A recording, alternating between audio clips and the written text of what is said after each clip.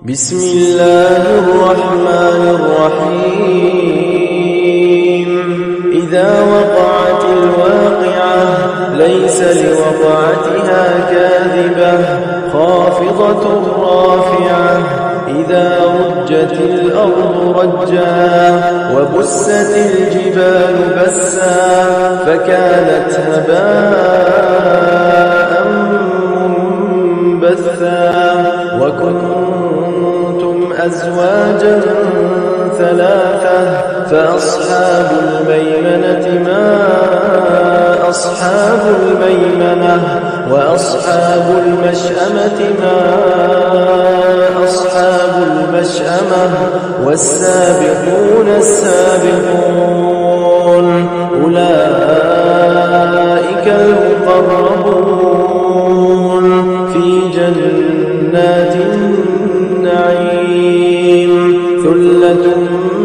من الأولين وقليل من الآخرين على سرر موضونة متكئين عليها متقابلين يطوف عليهم ولدان مخلدون بأكواب وأباريق وكأس من معين لا يصدعون عنها ولا ينزفون وفاكهة مما يتخيرون ولحم طير مما يشتهون وحور عين كأمثال اللؤلؤ المكنون جزاء بما كانوا يعملون لا يسمعون فيها لغوا ولا تأثيما إلا قيلا سلاما سلاما وأصحاب اليمين ما أصحاب اليمين في سدر مخضود وطلح منضود وظل ممدود وماء مسكوب وفاكهة كثيرة لا مقطوعة ولا ممنوعة وفرش مرفوعة إنا أنشأناهن إنشاء فجعلناهن أبكارا عربا أترابا لأصحاب اليمين ثلة من الأولين وثلة من الآخرين وأصحاب الشمال ما أصحاب الشمال في سموم وحميم وظل من يحموم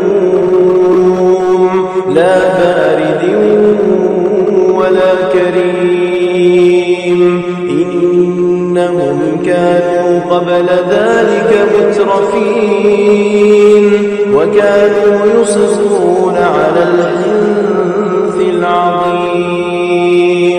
وكانوا يقولون أئذا متنا وكنا ترابا وعظاما أئنا لمبعوثون أوآباؤنا الأولون قل إن الأولين والآخرين لمجموعون إلى ميقات يوم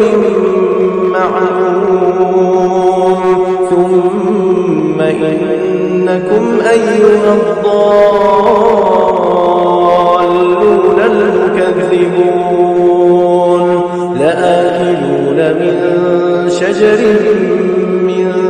زقوم فمالئون منها البطون فشاربون عليه من الحميم فشاربون شرب الهيم هذا نزلهم يوم الدين نحن خلقناكم فلولا تصدقون أفرأيتم ما تمنون أأنتم تخلقونه أم نحن الخالقون نحن قدرنا بينكم الموت وما نحن بمسبوقين على أن نبدل أمثالكم وننشئكم فيما لا تعلمون ولقد علمتم النشأة الأولى فلولا تذكرون أفرأيتم ما تحرثون أأنتم تزرعونه أم نحن الزارعون لو نشاء لجعلناه حطاما فظلتم تفكرون إنا لمغرمون بل نحن محرومون أفرأيتم الماء الذي تشربون أأنتم أنزلتموه من المزن أم نحن المنزلون لو نشاء جعلناه أجاجا فلولا تشكرون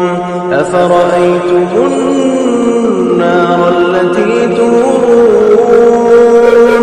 أأنتم أنشأتم شجرتها أم نحن المنشئون نحن جعلناها تذكرة ومتاعا للمقوين